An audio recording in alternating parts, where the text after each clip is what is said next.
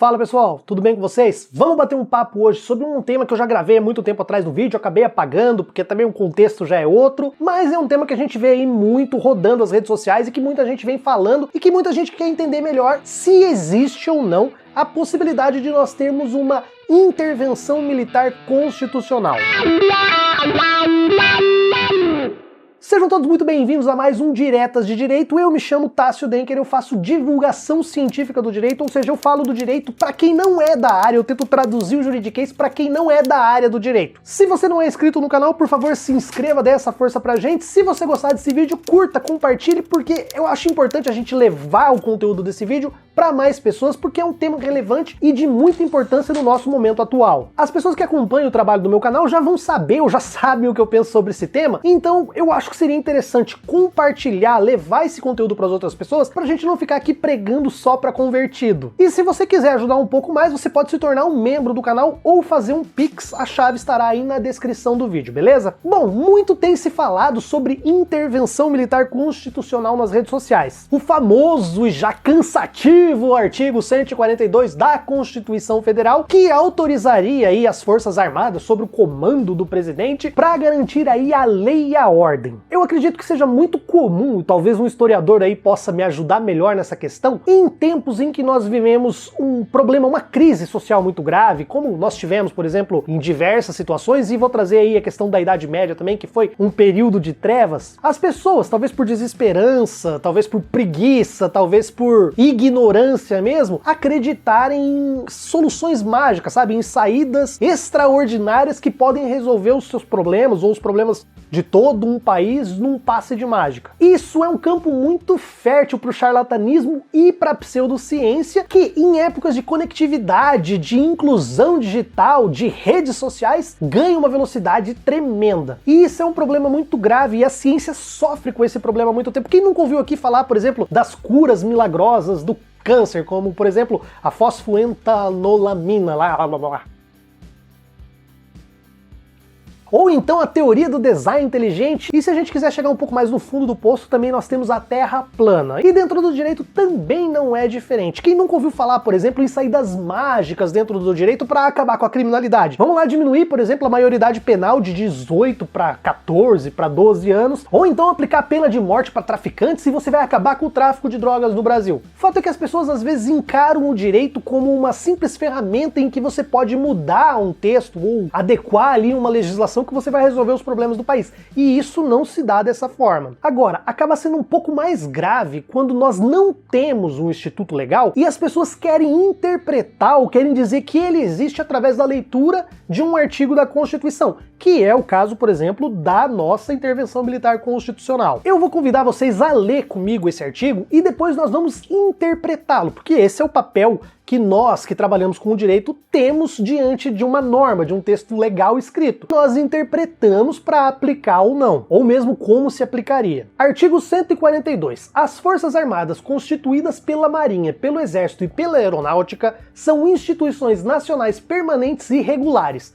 organizadas com base na hierarquia e na disciplina, sob a autoridade suprema do Presidente da República e destinam-se à defesa da pátria, a garantia dos poderes constitucionais e, por iniciativa de qualquer desses, da lei e da ordem. Eu acredito que a maioria das pessoas que defendem a intervenção militar, eles leem o artigo só dessa forma aqui, veja só. As Forças Armadas constituídas pela Marinha, pelo Exército e pela Aeronáutica, sob a autoridade suprema do Presidente da República, destinam-se à defesa da pátria, da lei e da ordem. Eu acho que eles leem o artigo só com essas palavras, o que não corresponde à realidade. Como vocês viram, nós temos um texto um pouquinho maior do que eles acreditam que eles estão lendo. Vamos interpretar então esse texto?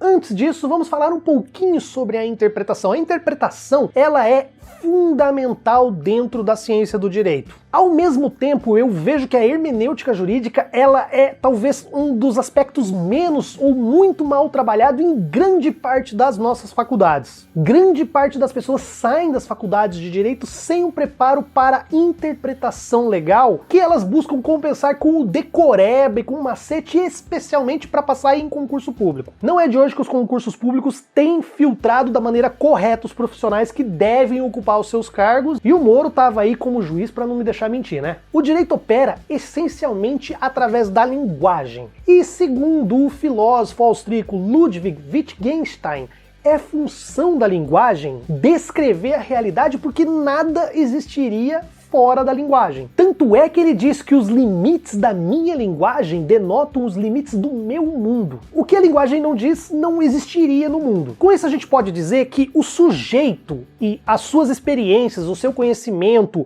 a sua carga, ela é importante sim para a interpretação de um texto, e isso também existe dentro do direito. Humberto Eco diz que um mesmo texto pode comportar diversas interpretações, mais interpretações até do que o autor do texto se propôs a dar. Mas isso não quer dizer, sob hipótese nenhuma, que você pode interpretar um texto do jeito que você quer. Isso porque existem limites da interpretação que a própria semântica nos impõe. O professor Lênio Streck, que é um dos maiores juristas do Brasil, ele tem um sonho um dia talvez tê-lo aqui no canal, trocar uma ideia com ele aqui e apresentar as ideias dele para vocês. Ele é uma pessoa que trabalha muito bem essa questão da hermenêutica, dos limites da interpretação jurídica. Dentro da faculdade a gente costuma estudar algumas formas, alguns métodos de interpretação da lei que eu acho que ficam muito aquém dessa discussão sobre linguagem, sobre os significados e os limites da interpretação, mas nós costumamos também ver a questão da interpretação sobre o sentido literal do texto, sobre o sentido teleológico ou finalístico, sabe?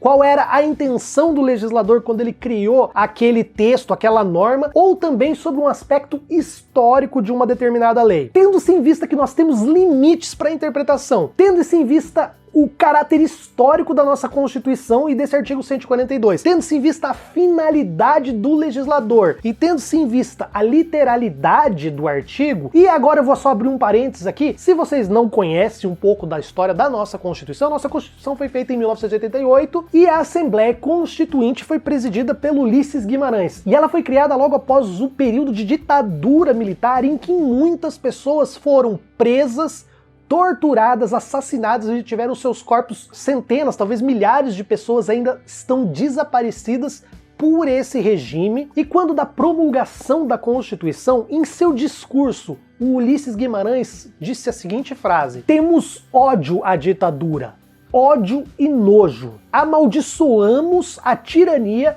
aonde quer que ela desgrace homens e nações, principalmente na América Latina. Captou um pouquinho da intenção do legislador e do contexto histórico sobre o qual a nossa Constituição foi construída? Em nenhum momento a nossa Constituição Federal delega ou faz das Forças Armadas uma espécie de poder moderador ou dá a elas autoridade para intervir em qualquer um dos poderes. É exatamente o contrário. Se você lê novamente, com calma, o artigo 142, e eu vou ler com vocês aqui novamente, sob a autoridade suprema do presidente, o presidente sempre é o chefe das Forças Armadas, elas destinam-se à defesa da pátria, à garantia dos poderes constitucionais, ou seja, as Forças Armadas existem para garantir que o legislativo continue funcionando, que o judiciário continue funcionando, e aí você pode entender o STF, né, tá dentro do poder judiciário, e é o poder executivo que continue funcionando, dentro dos seus limites que também está estabelecido dentro da Constituição. Afinal de contas, esses três poderes, o legislativo, o executivo e o judiciário, são poderes independentes e harmônicos entre si. E, olha só, por iniciativa de qualquer um desses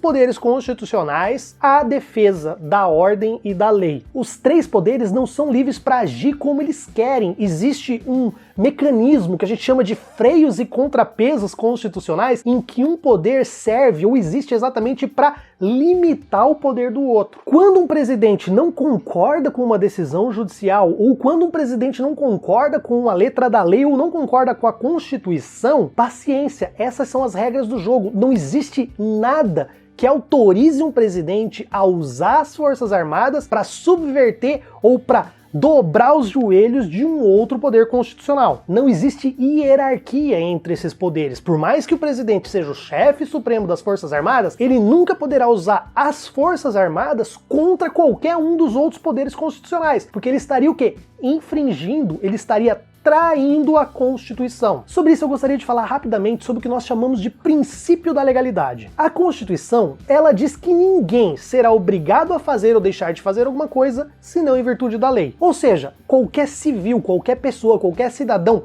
pode fazer tudo o que ela quiser, a não ser que exista uma lei proibindo. Se existir uma lei proibindo, ela não pode fazer. Quando nós falamos do governo, quando nós falamos das autoridades que exercem um papel dentro da administração pública, esse princípio da legalidade, ele é invertido. Os administradores, o presidente, o governador, o prefeito, o deputado, o vereador, o senador, o ministro do STF, só pode fazer aquilo que a lei autoriza eles a fazerem. Logo, na ausência de qualquer instituto legal, não existe, não é cabível, não é possível se interpretar que exista uma intervenção militar constitucional. Há alguns anos atrás, as pessoas defendiam a intervenção militar constitucional para tirar a Dilma do poder. Isso porque ainda tinha lá a questão sobre a autoridade suprema, né? Sobre a autoridade suprema do presidente da República. Hoje é o próprio presidente da República que está querendo usar uma instituição que é de Estado, uma instituição que não pertence ao governo, que não tem viés ideológico, que na verdade não deveria ter, né? Mas, que coisa, viu? Contra os outros poderes constitucionais. O direito, eu vivo falando aqui no canal, ele é uma ferramenta que serve pra gente solucionar conflitos. Ele depende de uma força coercitiva, de um Estado, de alguém que possa impor esse direito às pessoas para que ele continue funcionando. Dentro de um Estado democrático de direito, essas forças, esses poderes, eles são confiados às instituições que devem zelar por esses poderes. Só que nós temos uma instituição que é chefiada pelo nosso presidente da República, que detém o poder das armas, o poder de impor a sua própria vontade. Quando nós falamos em direito como ferramenta de soluções de conflito, nós estamos falando sobre a jurisdição, que é o meio pela qual o Estado aplica o direito, sabe? Poder judiciário, processo, ação, tudo aquilo que está previsto em lei. Existem outras formas de solucionar os conflitos? Existem. Existem, por exemplo, a arbitragem, a mediação, e existe algo que a gente chama de autotutela, que é, por exemplo, você impor a sua vontade à força. Você tem um conflito com uma pessoa, vocês têm uma disputa sobre um determinado bem. Você chega e bate no cara e pega o bem para você, conflito acabou, entendeu? Você saiu vitorioso, mas você saiu vitorioso pelo uso da força. Então, para que o direito continue existindo, nós precisamos que as instituições obedeçam e cumpram a lei. E aí nesse ponto eu gostaria de lembrar vocês de Lewis Carroll, no livro Alice através do Espelho, que é a continuação do livro Alice no País das Maravilhas, uma passagem muito interessante. Em determinado momento, a Alice encontra um personagem chamado Humpty Dumpty, que é um personagem que parece um ovo, e essa é uma expressão inglesa para pessoas, é uma espécie de apelido para as pessoas que são baixinhas e gordinhas. E esse Humpty Dumpty, que inclusive inspirou o personagem lá do filme do Gato de Botas, ele tem um diálogo com a Alice nesses termos. Quando eu uso uma palavra, disse Humpty Dumpty num tom escarninho, ela significa exatamente aquilo que eu quero que ela signifique, nem mais nem menos. A questão, ponderou Alice, é saber se o senhor pode fazer as palavras dizerem coisas diferentes. A questão, replicou Humpty Dumpty, é saber quem manda. É só isso. Então, pessoal, intervenção militar constitucional não existe. Ela pode acontecer? Ela pode acontecer. Isso vai ser legal? Não. Isso vai significar uma ruptura do atual sistema jurídico e democrático que nós vivemos. E para terminar o vídeo, eu gostaria novamente de citar mais um trechinho do discurso de Ulisses Guimarães, na promulgação da Constituição. Dizia Ulisses que a Constituição certamente não é perfeita. Ela própria confessa ao admitir a reforma. Quanto a ela discordar, sim. Divergir, sim. Descumprir, jamais. Afrontá-la, nunca. Traidor da Constituição é traidor da pátria. Conhecemos o caminho maldito. Rasgar a Constituição, trancar as portas do parlamento, garrotear a liberdade, mandar os patriotas para a cadeia, o exílio e o cemitério. Temos ódio à ditadura, ódio e nojo.